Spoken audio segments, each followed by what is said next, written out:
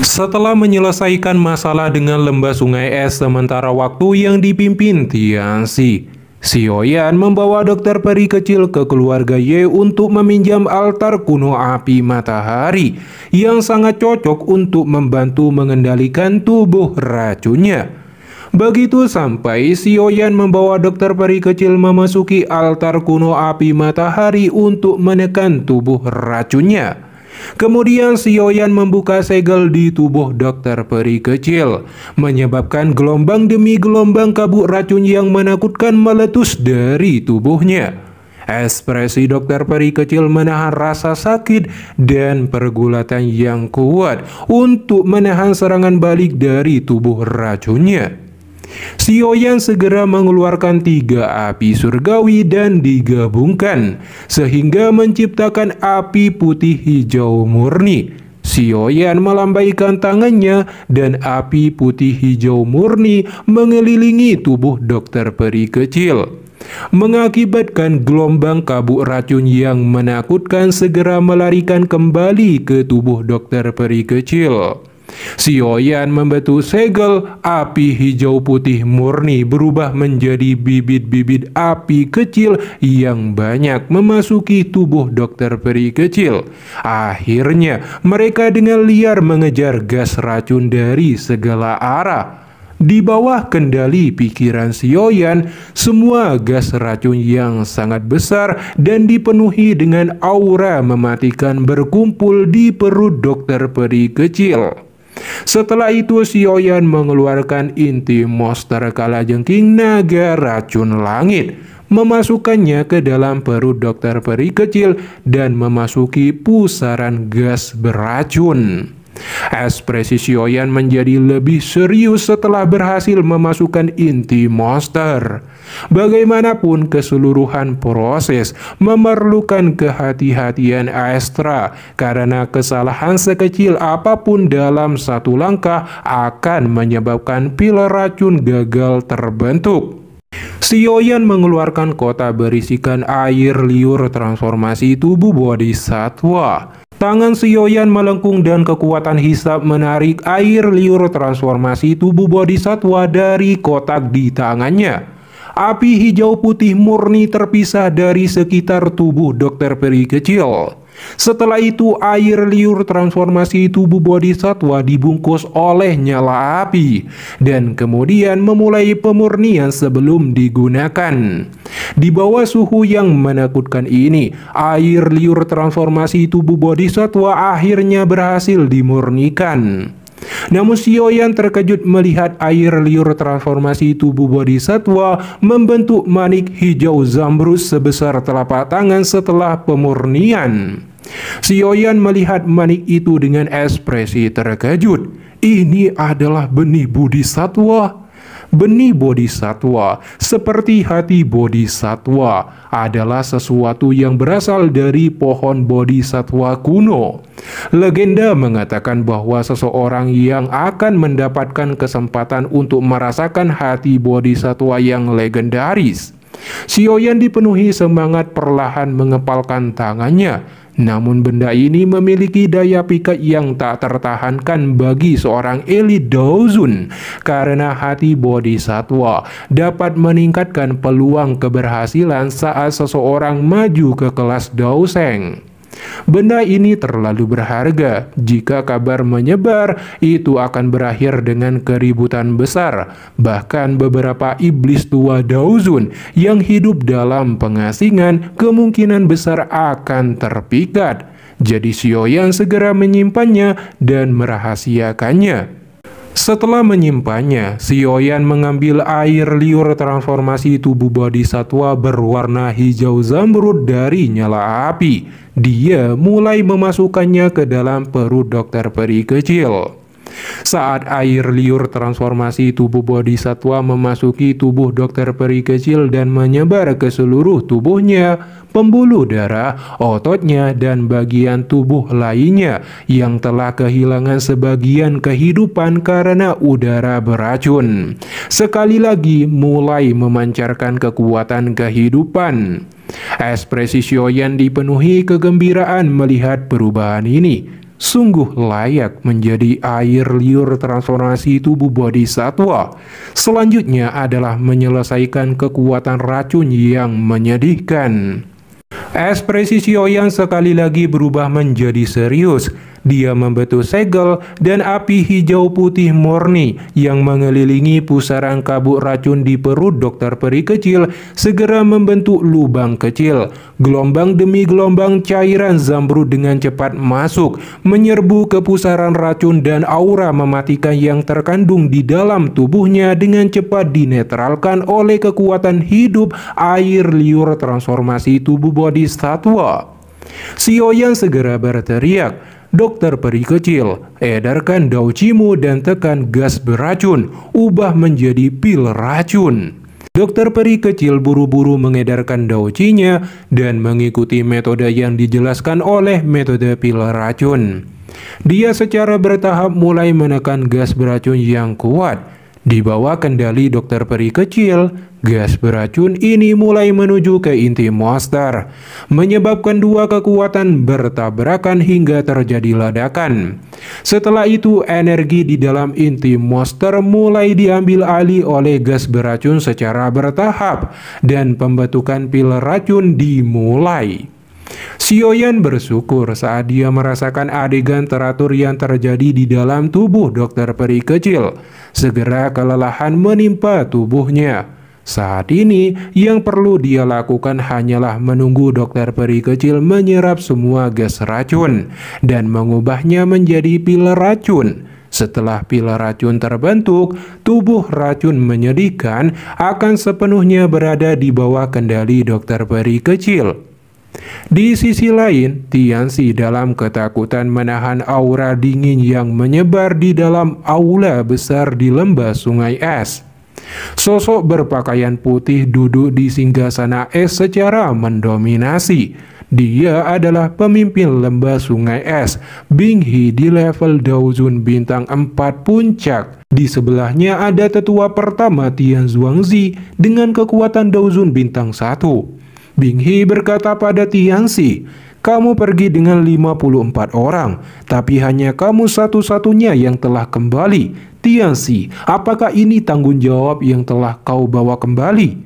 Bing He sangat marah dan dia menembakkan duri es racun dengan satu jentikan jari dan menjatuhkan Dozong puncak ke tanah hanya dengan satu gerakan. Dalam ketakutan, Tianxi berbohong bahwa semua ini tidak ada hubungannya karena ada elit Daozun di kelompok mereka. Bawahan ini bisa dianggap beruntung karena berhasil melarikan diri. Bing He bertanya berada di bintang Daozun berapakah dia. Tianxi mengatakan hanya di bintang 1. Bing He dengan sombong berkata, "Hanya bintang 1, yang mulia ini harus mendapatkan tubuh racun yang menyedihkan. Hanya bintang Daozun, dia tidak memiliki kualifikasi untuk melepaskan diri dari tanganku. Tahukah kamu kemana tujuan kelompok itu?" Tianxi menggelengkan kepalanya karena malu saat mendengar pertanyaannya. Bing He mengerutkan keningnya, matanya dipenuhi aura dingin menyebar, menyebabkan Tianxi semakin ketakutan dan gemetar. Tepat di saat itu juga, kabut hitam tiba-tiba muncul dan itu adalah Protektor Wu berkata, "Bing Zunzi, tidak perlu marah. Kami tahu di mana kelompok orang itu." Bing He cukup terkejut.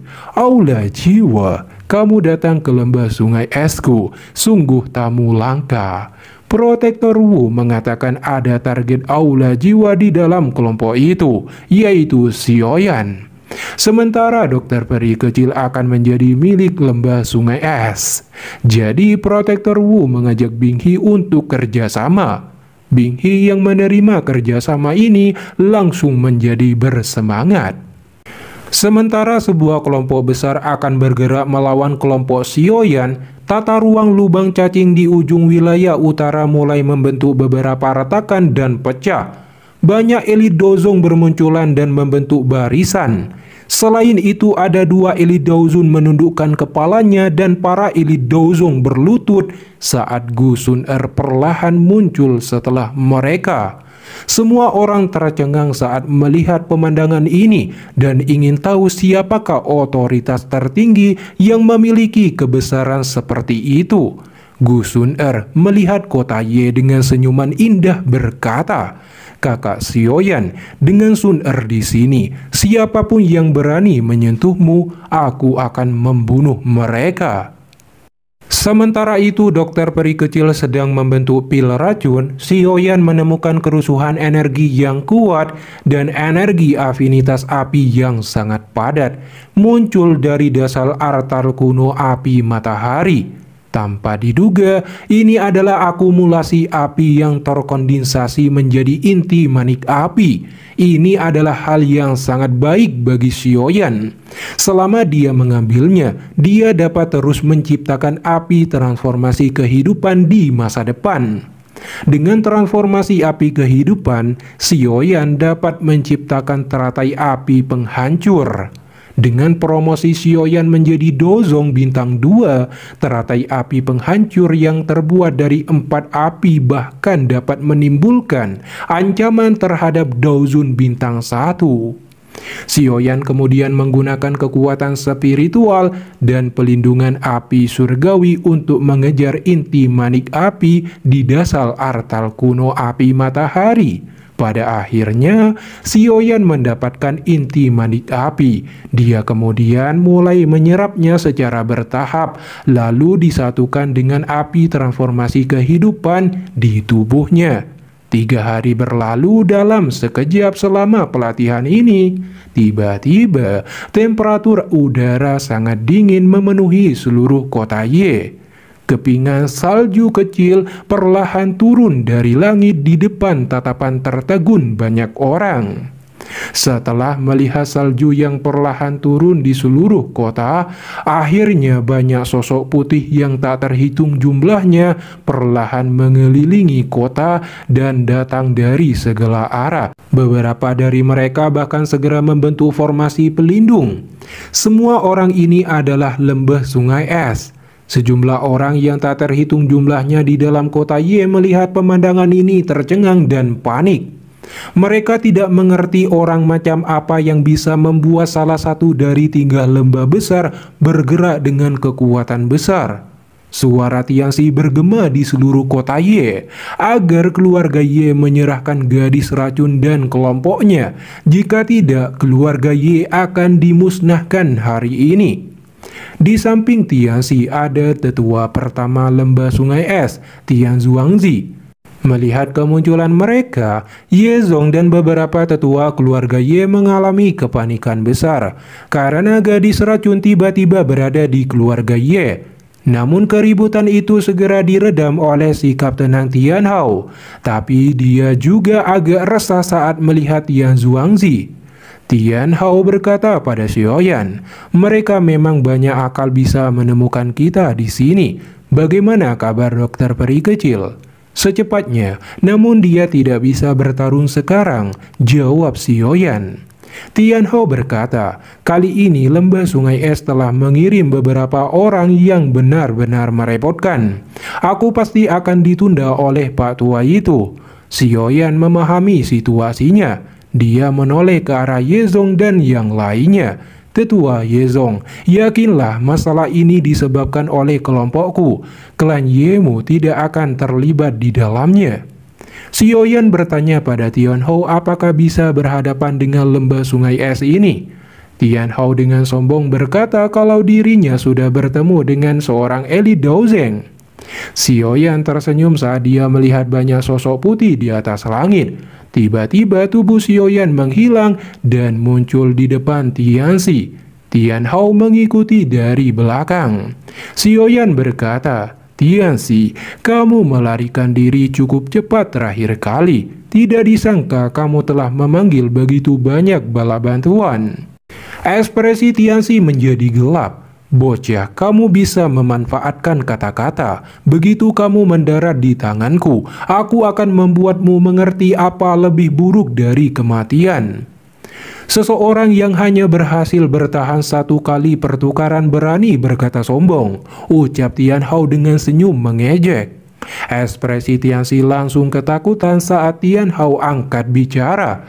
Di saat itu juga, Tian Zuangzi juga angkat bicara sembari tersenyum ramah dan meminta agar Tian Hao tidak ikut campur dalam masalah lembah sungai es dan gadis racun.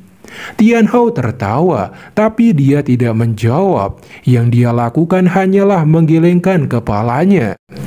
Senyuman Tian Zuangzi menjadi dingin berkata, "Kalau begitu, aku hanya bisa menghentikanmu.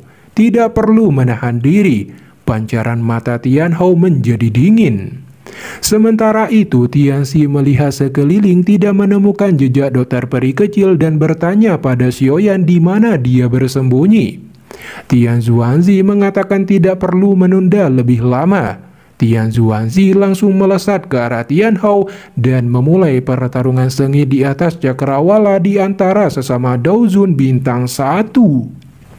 Tianxi berkata, "Bocah, aku ingin melihat siapa yang bisa menyelamatkanmu kali ini." Ekspresi Xiaoyan tenang dan kekuatan Douqi mulai melonjak dari tubuhnya.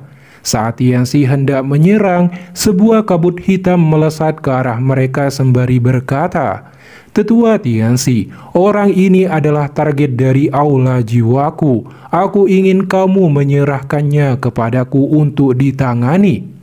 Kabut hitam bergejolak dan berubah menjadi sosok Protektor Wu yang tertawa berkata, "Sungguh tidak terduga, hanya beberapa tahun sejak terakhir kali kita bertemu, tetapi kamu telah mencapai kelas Dozong.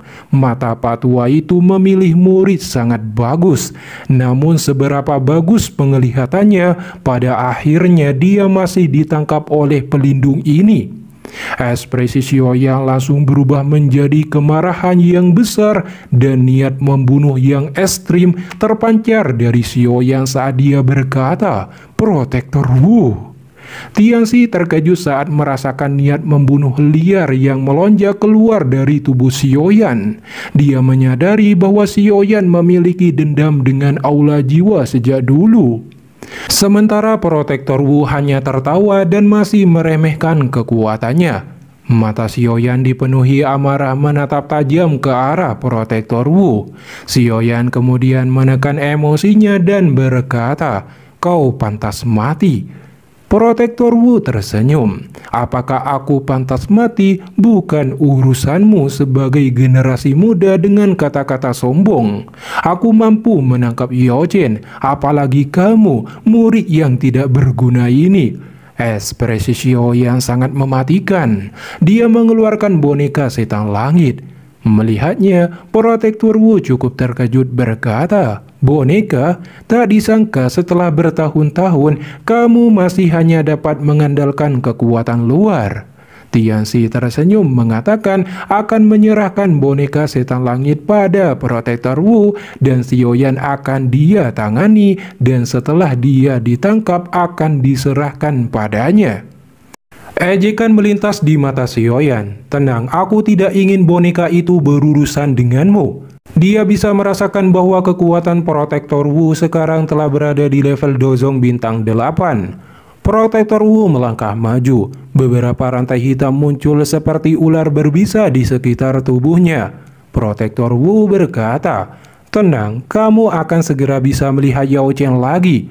Aku juga akan memberitahu Patua itu, tidak ada satu orang pun yang diinginkan aula jiwa yang bisa melarikan diri." Ekspresi Xiaoyan menjadi dingin dan langsung mengeluarkan penguasa Suan dan berkata, "Hidupmu akan diambil olehku hari ini." Pelindung Wu tertawa di hadapan kata-kata Xiaoyan. Dia menggerakkan rantai hitamnya dan melesat langsung ke arah Xiaoyan seperti kilat. Tangan Xiaoyan dengan erat mencengkeram penguasa Suan. Kakinya bergeser saat rantai menembak ke arah bahunya. Di saat itu juga, nyala api menyelimuti penguasa Suan dan memotong rantai hitam.